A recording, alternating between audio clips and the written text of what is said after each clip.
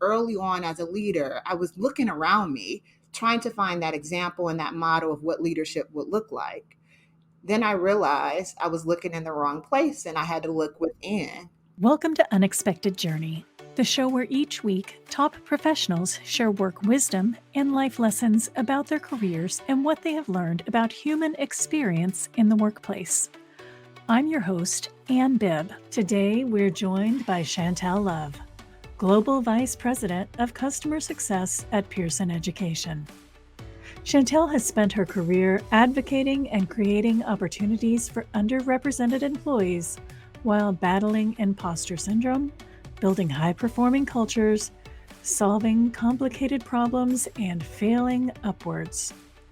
With a background in corporate consultative sales and transformational leadership, her career expands over several industries, including telecommunication, hospitality, technology, and education.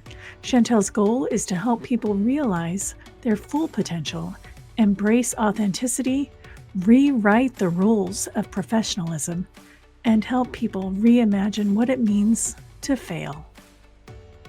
Before we begin, don't forget to subscribe and leave your comments below.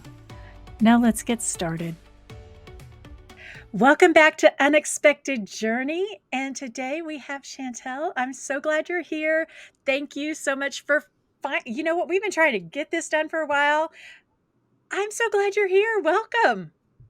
Oh my goodness. I am happy to be here as well. I think I missed you by 1 week. I'm actually going to be in your neck of the woods in Texas next week, but nonetheless, I am so happy to be here and looking forward to our conversation. Oh my gosh, had I known that, maybe I would have pushed it back, but you know what? This is probably better anyway because I've never done an in-person, and that would have been, you know what? I'd have made it happen. We'd have made it work. So, but you know what, everyone, I think we said it on the intro, but Chantel is with Pearson Education, which is an amazing organization. And before we get into all of the questions and really learning more about you, I'd love for you to tell everybody about Pearson. Absolutely. Pearson is one of the largest education and assessment companies in the world. And I'm fortunate to work for Pearson because it allows me to merge my excitement around business, assessments, and education. Pearson itself is a company that has been around for well over 100 years in the spaces of higher Okay, I did not education. even know that. Over 100 years? Yes, over 100 years. Believe it or not, we started as a construction company. And if you've ever watched the movie Baywatch, we were on the production team for the movie Baywatch as You are well. A wait, little the fun fact. original show? Yes, yes, No. yes. A Okay, I'm fun gonna have to fact. go back and watch that now because I think it's on Yes, like Netflix or Hulu or something. I'm gonna have to go back and watch it to look for Pearson Construction. yes, yes. Fun fact, fun fact. But as I think about the work that we do, it is so impactful. We help learners learn in the space that I'm in, but holistically, as you think about the wave of education, education is so dynamic and it's changing so fast and vast. And we've had the opportunity to serve clients in the pre-K space or even before they get to school, early childhood, I should say, correction, all the way up to post education. And then also we support the workforce as well. So Pearson itself is an amazing company. And I'm not just saying that because I work there, but the impact that we make in this space is greater than any impact that I could have made in the classroom as a former accounting professor. So I absolutely love what I do. Wait a second. Okay, we just covered like several different wild things in my brain. Pearson started out as a construction company, went into education, Yes, wild and crazy. it And is. then you were in accounting and now you're in education. Can you tell Yes. us about that journey? Like what? That one is an interesting story. So I'll take a step back. My high school superlatives were high school class president, and I went to a business based high school. And according to my personality assessment, I was supposed to be a cost accountant. My mom also wanted to be an accountant. She was an accountant for a short time and transitioned into social work. So I found myself kind of living out her passion. So, right out of college, with a degree in accounting and a degree in marketing, I took my first job at Oracle in Redwood City as an accountant. And that job, I had an amazing boss who was geographically located in Chicago, and I was located in San Francisco.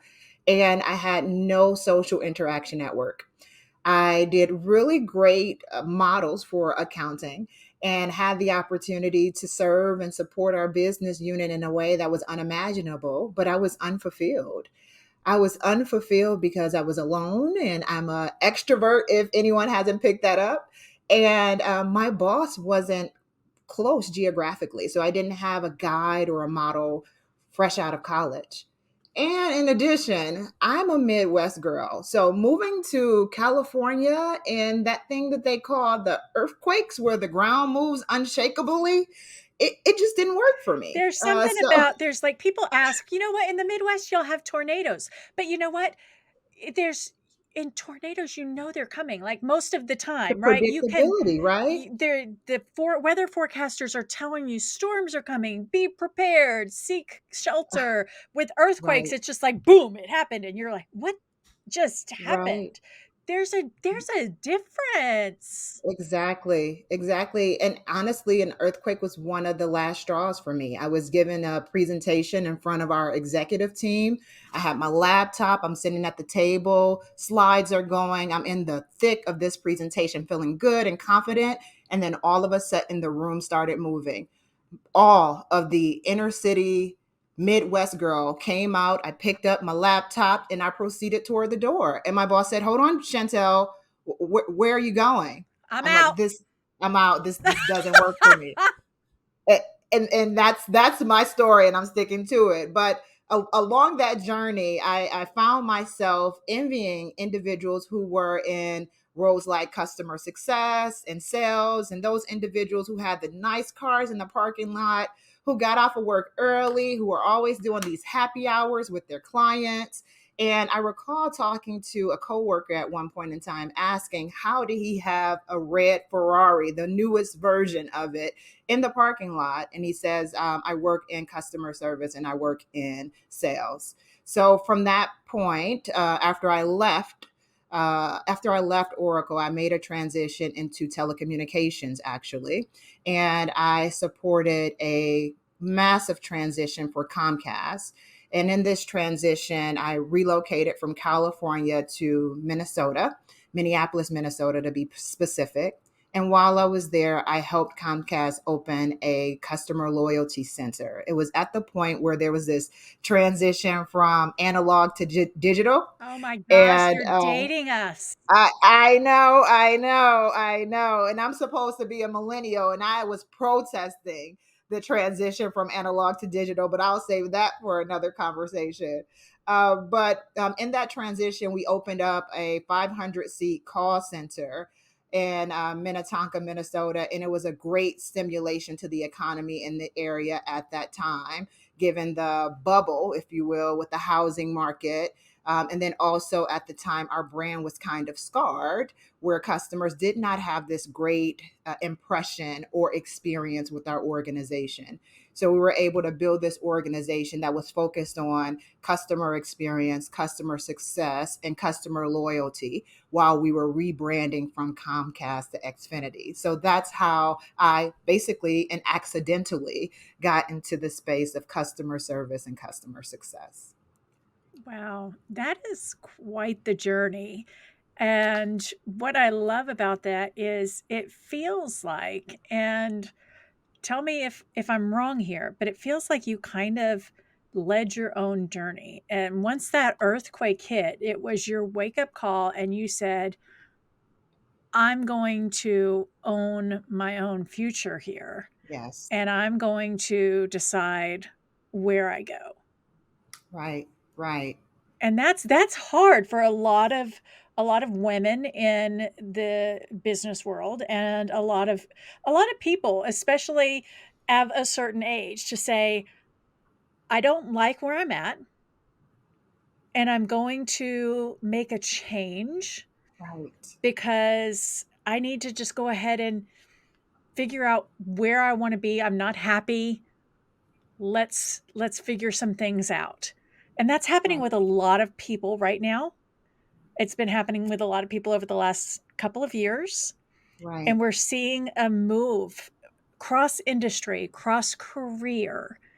And it is a very courageous thing to say, I'm I'm not happy, whether it's geographically, in this Right. career, in this, whatever it is. I need to make a change and I'm going to do that.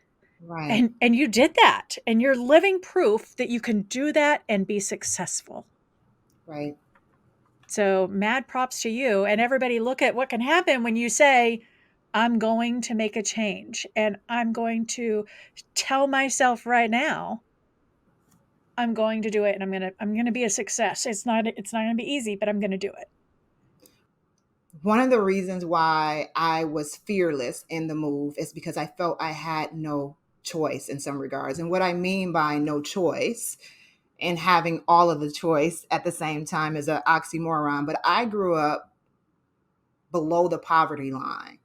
And what I saw around me was what I believed was the only pathway for me. So repeating that scenario and being in that space where you may feel like you're othered, or you may feel like you're the only, or you may feel like there's no way out because all you know is what's around you. And one of the things that I learned growing up was you have to work twice as hard to get half as much. And then there was a quote that stuck with me is that excuses are tools of incompetence used to build monuments of nothing. Can you say that one more time? Because I want to make sure that we actually put that, like, let's make us smaller and let's put that on the screen. Like, let's let people see it, hear it, feel it. This is important. Yes. Yes. Excuses are tools of incompetence used to build monuments of nothing. Mm. And in that moment, I felt like I was in that space where I was about to build a monument of nothing, which was unacceptable to me and unacceptable to my life. And when I took a step back to combat Big Bertha, that's who I call my imposter, when I took a step back to combat her, I started thinking, what is the worst case scenario? I go to this new space and I have nothing or I fail. So how do I backwards design that? Right? Or let's reframe that. I go to this new space and I have an amazing opportunity where I thrive. And I wanted to settle in that space of knowing that I had the opportunity to create and manufacture the life that I wanted. And it wasn't the first time that I did it, and it wasn't the second time, and it definitely will not be the last time. But it was important that I took control of what was important to me, and knowing that I had that track record of proven success and education to fall back on was something that gave me security. But I didn't want to look back 10 years from that moment and say, I should have did this, or I could have did this, or if I would have made this change, I could have had a different outcome. That didn't sit right with me. So I needed to take action, and I bet on myself. That is so inspirational. When you found your way to where you are today, let's go to where you are as a leader, because you Mhm. lead quite a Yes. few individuals. Yes. And now you are in a position to help prevent others from having Berthas on their shoulders, Hmm. right? You're in this position to help the next generation of Chantels, the Yes. next generation of customer success leaders and all different kinds of leaders. So how would you describe your leadership style, your philosophy, your approach, and what you're doing, Mhm. not just in your role at Pearson, but in general, Yes. to make a difference? Mm. I absolutely love this question, and I can go so many directions with this question. So, as I think about the question that you've asked, the thing that comes to mind to me that's most important is that regardless of what title I've ever had, be it global vice president, be it executive, be it entrepreneur, be it former director, the thing that's most important to me, I don't care about the title. What matters to me most is the impact that I can make, the impact that I can make on the employee experience, the impact that I can make on our enterprise strategy and our bottom line, the impact that I can make with our customer. And that draws to my leadership style, which is servant leadership. If I'm not able to serve, if I'm not able to provide my insight and my expertise to serve and support people in an organization, it's not a good fit for me. And I know that from my experience. And I believe as a leader, one of the things that's more important than my leadership style or my leadership philosophy is my generous spirit. I feel that in order to grow my power as a leader, and this is a quote that I use from Carla Harris all the time. In order to grow my power, you give it away. In order to grow your power, you give it away. So I find myself spending a lot of time mentoring. I'm an executive sponsor for an employee resource group within my organization called BOLD, which is for individuals who identify as Black or of the African diaspora. And it gives me a space where I can uplift those individuals in addition to supporting groups like Women in Technology, as well as other individuals who come to me. I am just an open book and an open resource. But I haven't always been that. I will be honest. I've went through waves of what I believed and how I defined leadership. And early on in my career, I've been fortunate to have amazing, phenomenal leaders. The majority of them have been midlife white males with stay at home wives. I've never had a female leader. And Really? never, never in my experience having a female leader or a leader that wasn't a white male. And what I found myself doing early on, because I didn't know myself, I found myself modeling after my leaders. And what I mean by that, there's no way with all of this melanated skin that I can be a white man. I found myself shrinking myself. And what I was doing was I was the first one in the office and the last one to leave. I had zero boundaries. I found myself overachieving all the time, but putting myself in a space where I was passing off my knowledge and my information to my bosses and allowing them to take credit for it and not standing up for myself. The other areas that didn't work quickly was I tried to make my PhD level husband my stay at home wife, but that didn't last all of 5 minutes. So, in me trying to figure out who I was early on as a leader, I was looking around me, trying to find that example and that model of what leadership would look like. Then I realized I was looking in the wrong place and I had to look within. And there's no diversity, equity, and inclusion if I am finding myself having to reduce my authentic self to model myself after someone else. So I went on this journey that I called awakening to figure out who I was, what I stood for, and showed up in my full authenticity, in my brilliance, in my flaws, okay with making mistakes, asking for my credit when credit was due, but making sure that at the core of who Chantel Love is, I continue to focus on those things that were important, being generous, being a servant leader, contributing to the overall employee experience, the customer experience, and looking at our enterprise as a whole. I do think that you and I have a lot of similarities with regard to how we lead and what we want to have our team see from us. We want to lead by example. We want people to see we are people, right? Like Right. I'm just Anne, you're just Chantel. And, it's just, that's kind of who we are as individuals. We're about the human experience. And I think that is one of the reasons why you and I are connected and connected quickly, Yes. and continue to stay connected. What I would like to take this opportunity to do now is let people get to know you more as an individual and play the this or that game.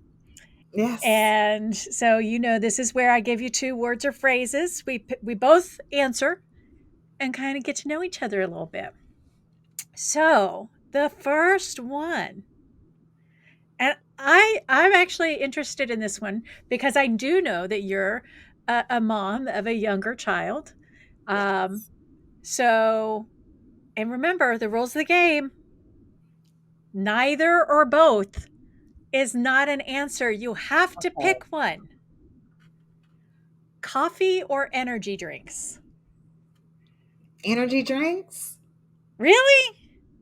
Which one? What kind? You know, Not, we're not endorsing. no endorsing. No endorsements. The interesting thing, and I know you said neither is an answer. I don't do caffeine. I don't do energy drinks. I Yeah, don't do coffee. I So if thought I I were to was choose, afraid you were going to say that. That's why I was like, I had to remind you. so if I had to choose anything, it probably would be an energy drink that is not caffeinated. That's not an energy drink. Someone needs to make one then. I'll add that to my to-do list. You could do decaf coffee. I just don't like the taste or the smell of coffee. It's Oh, just really? no, it's interesting. Like I grew up in a household around coffee drinkers, and that was one of the things that was just not pleasant for me. Mm-hmm. So I don't like all coffee, but there is one coffee drink that I've just always liked, and it's just a plain vanilla latte. I like more cream than coffee. I like a Mm. little touch of vanilla. So it's not like a lot of coffee. It's just like a little coffee and a lot of cream. Mm. It's Little more splash milk of than coffee. coffee. But I do like a vanilla latte. I don't like energy drinks because about a decade ago, I started having migraines and I take a Oh, medication for migraines that makes it so that this is a weird little side effect. I can't taste carbonation. wow.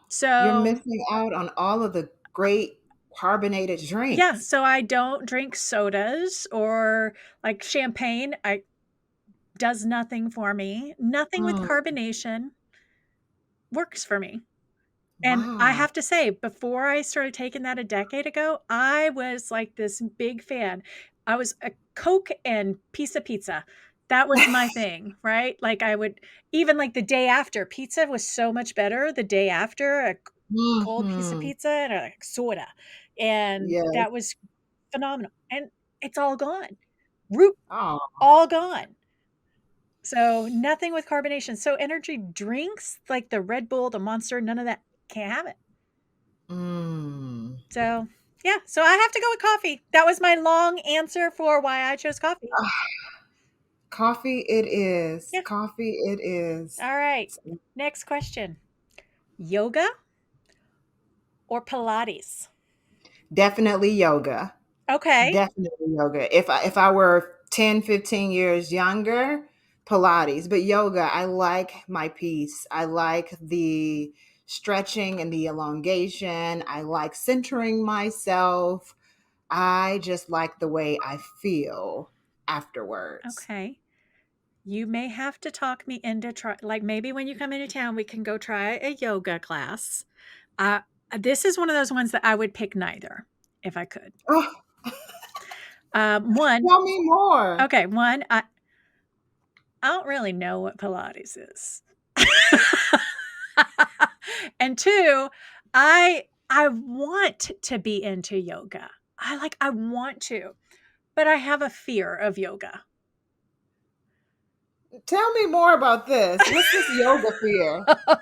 It's not Yogi Bear. Right, it's not Yogi No. Bear. Okay, so I have expressed this fear to yoga instructors before, and they tell me not to be afraid of it because it happens all the time and people ignore it.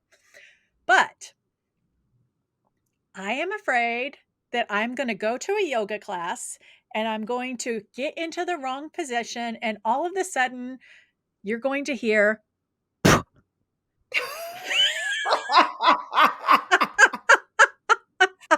It's just a sign that your body is very just you relaxed and you're just going with it. and there's one thing to do that in your own home. But it is another thing to do it in a room full of strangers. And depending on what you ate for dinner the night before, Oh, I know. it's just like this is the reason why I am fearful of going to a yoga class. It's all right. We'll get you into a yoga class, but we'll make sure that it's an outdoor space. Okay. There you go. Okay. There you go. See? This is why we're friends. Exactly. Exactly. All right, last question. Breakfast or dinner? Dinner. Really? Dinner. Yes. Okay, Dinner. you got to tell me why. I don't know. I've grown to not really eat breakfast, and this is the interesting thing. I love breakfast food, and I will eat a whole breakfast meal at dinner time.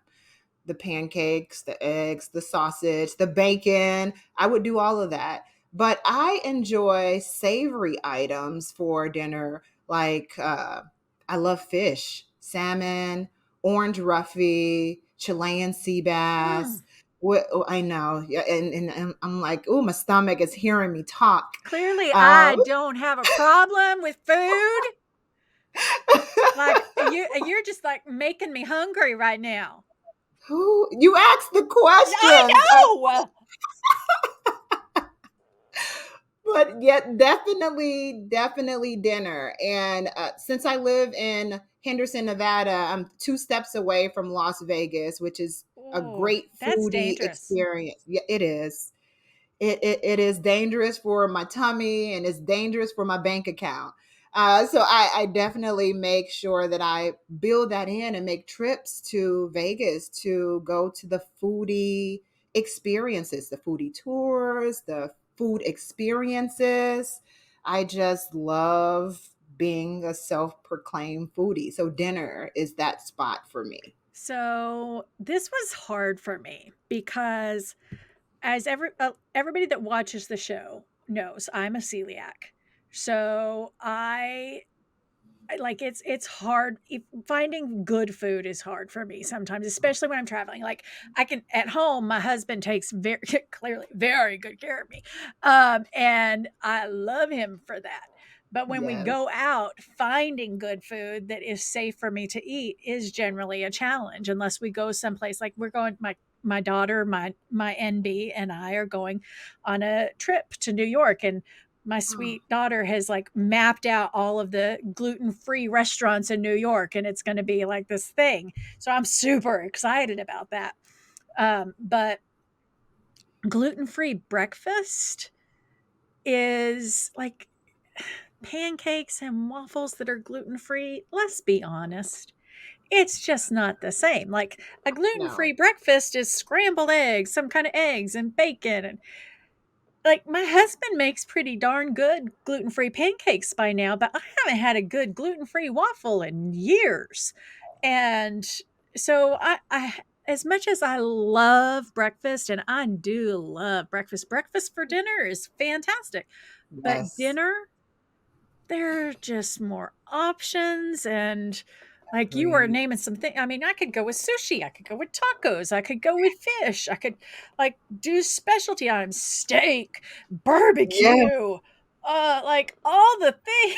like, like it's you just got so me many different salivating. options. I know it's like the options are out there and the choices that are now open to me are so much more. So I had to go with dinner. Mm, Yeah, dinner, dinner it is. definitely. So there we go. Thank you for playing. I love getting to know people through this or that. It really opens up for not just me, but for our listeners to into who we are as individuals. So, going back into our questions, what do you see, kind of going into what you do for a living? I really, and where we are, you talked a little bit about the pandemic Yeah. and kind of what was happening there. But thinking a little broader, right? Technology as a whole moved forward like Yes. a decade over Hmm. that 2 3 year period, right? So, how do you see technology impacting the future of education and learning and what you're doing at Pearson? And how do you think that Pearson is shaping that transformation? I will start off by saying that the pandemic was definitely an accelerant for technology and technological advances. If you've been on any platform, be it social media or just the World Wide Web, you will see in your feed things like AI and Chat GPT, et cetera, et You have to have cetera. been under a rock, right? Right, exactly. I was just going to say that. And when I think about things like AI specifically, the reality is it's the buzz right now, and I believe that AI is now, it's the future, and it's not going anywhere. But while it feels like a new phenomenology, Pearson has been using AI for well over a decade. And we've used it Really? in spaces for coding, we've used it in spaces with our engineers, and we're looking to embed some of the AI in our future products. Our CEO, Andy Bird, recently spoke about this actually at Aspen Ideas recently, and was speaking on just the phenomenon of AI and what it means for the workplace in general. And I am very fortunate to work for an education company that embraces the utilization of AI, because it is a productivity hack for me as a leader. And it's also a great supplemental resource to the employee and the customer Can I just say experience. it is a productivity hack for everybody? Like, my Yes, gosh, even just kind of making sure little bitty things. Can I just check my grammar? And it's not, and it's, I don't think people realize yes, Grammarly, like what a godsend. And that's the exactly. same kind of thing, right? Like that's based on AI. Open your mind up to what AI is and how it can help you be productive and more efficient. It's not evil. Exactly. It's not. And I believe it's just about how you view your time, how you view productivity, how you embrace technology. And I actually recently spoke about this. While I'm a millennial and first generation user of Facebook, I have not always been comfortable with technology or technological advances. However, while I have been uncomfortable, I understand the importance, and it hasn't stopped me from being curious. And going to your point, when we look around us, AI is everywhere. If you have a smartphone, you're using AI. Surprise, surprise. I know, and I don't think people realize this. People talk about the man tracking you. Dude, you got a GPS. phone. Right. Google's tracking you. I know someone that reached out to me because they were shocked that they got an email one time that told them how many times, how many places they had been in a year, how many times they had traveled around the world. And I'm like, do you realize you are logged into your email and your email is logged into Google Maps and Google Maps tracks where you go and Exactly. it's not the government tracking you, dude. It's your phone. So if you don't Exactly. want to be tracked, you need to stop tracking yourself. You're the one doing it. Exactly. It's All your of those fault, right? permissions that you give, all of those apps on the phone, that's what's doing it. Stop granting permissions. Stop downloading apps. Stop just blindly clicking OK when they say this app has access to this. You're basically giving them permission to all of these things. If you're okay with it, fine, then you're okay with it. But you need to understand these are the consequences to your actions. Exactly. Exactly. And the reality is it's been that way for years. Years. So Years. long. Since Years. before my children were born. Exactly. Exactly. It's just in our face now. It's in our face. And going back to the educational landscape, I know we're seeing more and more around institutions, specifically universities, protesting the use of things like ChatGPT, questions and concerns about assessments, high stake assessments like ACT and SETs, college entrance exams, and the use of ChatGPT for writing essays. And in my opinion, I believe that instead of protesting it, it's important that organizations embrace it because while it may feel like a new challenge, if you will, you got to look on the other side of it. This technology is going to change our economy. The jobs that we have today, if you were to think about the job landscape in 20 years, they're going to be jobs that require skill sets like utilization and understanding of AI, chat GPT, understanding of the metaverse, VR, which is virtual reality, augmented reality, etc., and having a strategy around embracing learning from as low, in my opinion, as kindergarten.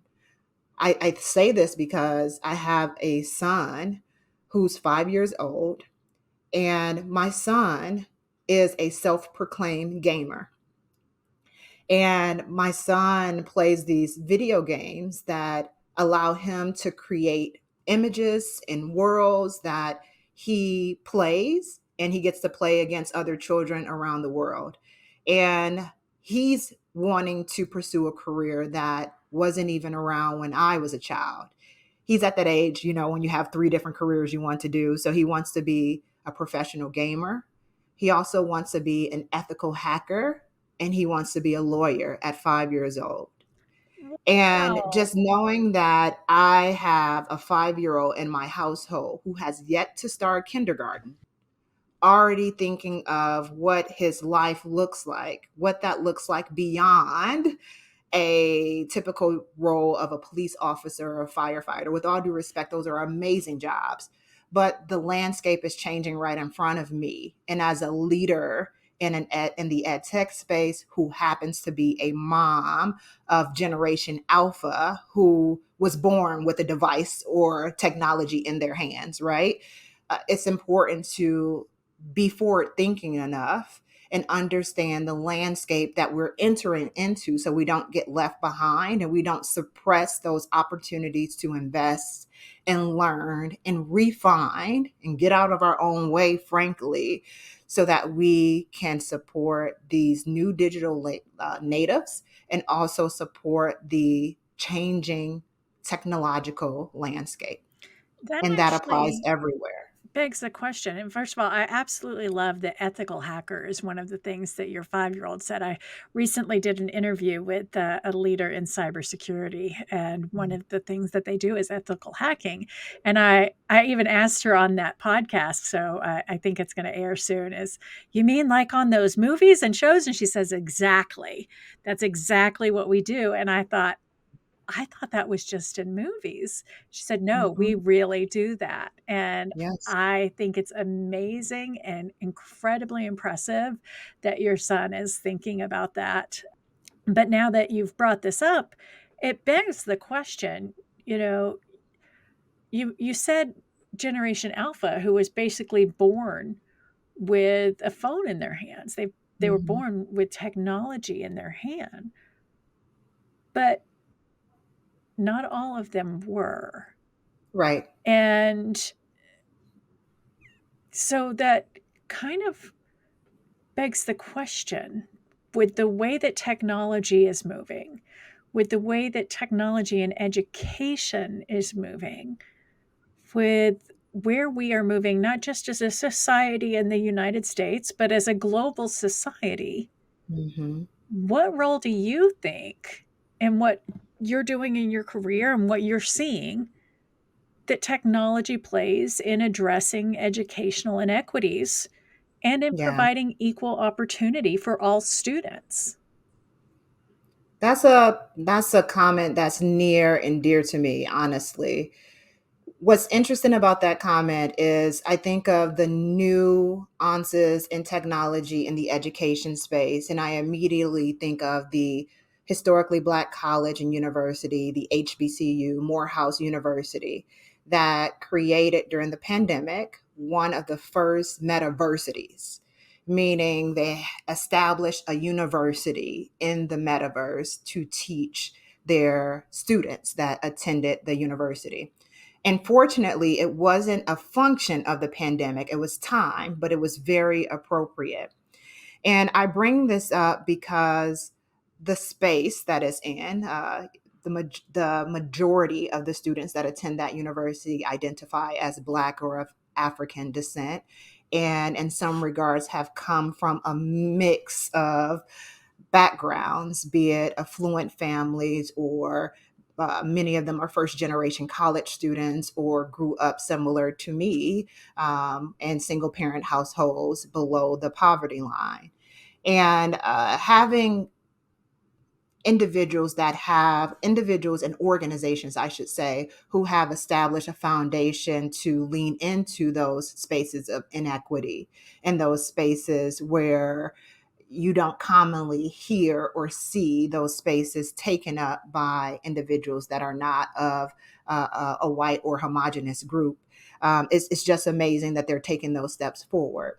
But in addition to that, when I think of DEI specifically, I was approached not too long ago to be on a panel for virtual reality and augmented reality. And while I love this technology and what it can do for learning and engagement and accelerating the learning curve, and in some ways closing the achievement gap, I could not shy away from the fact that there are very, very trying issues in the educational landscape when I think of those individuals that have been historically marginalized and disenfranchised and may not have the same funding that other institutions have. They don't have the same resources, they don't have the same investment, and they don't have the same support. And I do think that it's very important that me as a leader working for a company in the education technology space utilizes my time in those areas to speak on those topics, to invest in those areas as a person, to support those areas that are near and dear to me so that they have fair chance and fair opportunity. I'm struggling here in some regards simply because when I think about the waves of technology, 80 years ago, the jobs that were around are likely not around today. And 80% of the new jobs that we have since 80 years ago are a function of technological changes. But I can't deny or step away from the fact that along that journey, individuals who are of a minority population or lower social economic status are still suffering and are still in spaces where they're not given the tools and resources to be successful. So I value and respect those organizations who are actually taking action, like Pearson, and going into the communities and hiring vendors that look like the diversity that's represented in our customers. The fact that we do field research where we actually go into institutions like historical, or rather Hispanic serving institutions, Native reservations, spaces where there is an array of ability or disabilities that are in that space, and really leaning into true inclusion for those spaces that make up DEI. But I say this to say that there is still a great deal of work to be done, but it starts with taking action and true investment and being able to measure that progress along the way. For that individual that's watching today and is listening to you, uh, let's say that they're thinking, gosh, you know what, this is kind of the career that I want to get into. I'm not sure how to transition into uh, education tech. I'm not sure how to get there. Maybe they're a teacher that's tired in public school, right? Or maybe they just want to be a teacher, but they don't want to be a teacher in person, but they do want to be a teacher in tech. How do they? What's your advice to this individual? They're listening right now. I'm going to give you the floor. You talk Yes. directly to this individual. Hey, how you doing? I just want you to know that it's important to understand that you have everything that we're looking for. And as I've been thinking over my career in ed tech, I have spent almost a decade taking educators out of the classroom and transforming them into account managers, customer success representatives, managers, sales reps, project managers, product managers. And why I bring this up is because the expertise that you bring in that space of being a teacher, being an administrator, being a para assistant is very transferable to the work that we do. I believe it's important because when you're speaking to an educator or someone in the education space, they don't want someone who has a fancy title and knows nothing about the industry. They want to hear someone and talk to someone who understands what it feels like staying up on the weekend grading papers. They want to experience and talk to someone who took similar classes that they took during their university experience. They want someone who's vested in the space of contributing to that child or that administrator or that institution.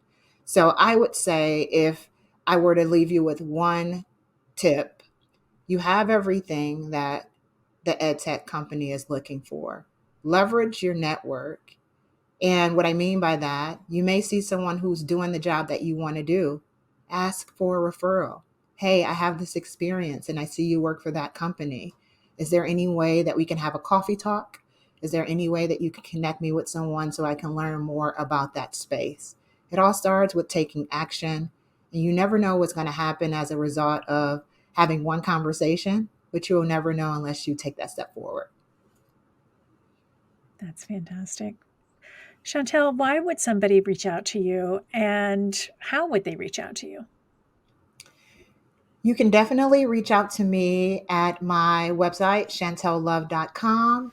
I am an avid user of LinkedIn. So you can find me on LinkedIn. I do a lot of speaking about authenticity and leadership. I speak a lot about customer success and engagement and corporate career hacks. So those are the places that you can find me. So all of those links are below. And as she said, feel free to reach out to her directly at any of those links. And Chantel, thank you so much for joining us. It always is a joy and a pleasure, and I always look forward to our conversations. And thank you so much for having me. It was the best time ever. I don't know if anyone can match this. Well, the bar has been set, everybody.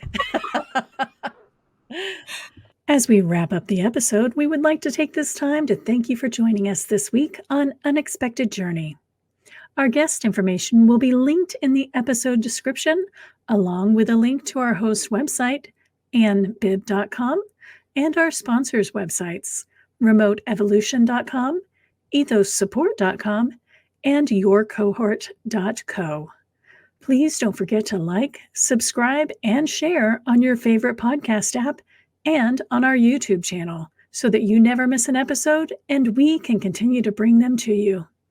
Let us know your thoughts on what we discussed in the comment section. And once again, thanks for joining us. We hope to see you again next time on Unexpected Journey.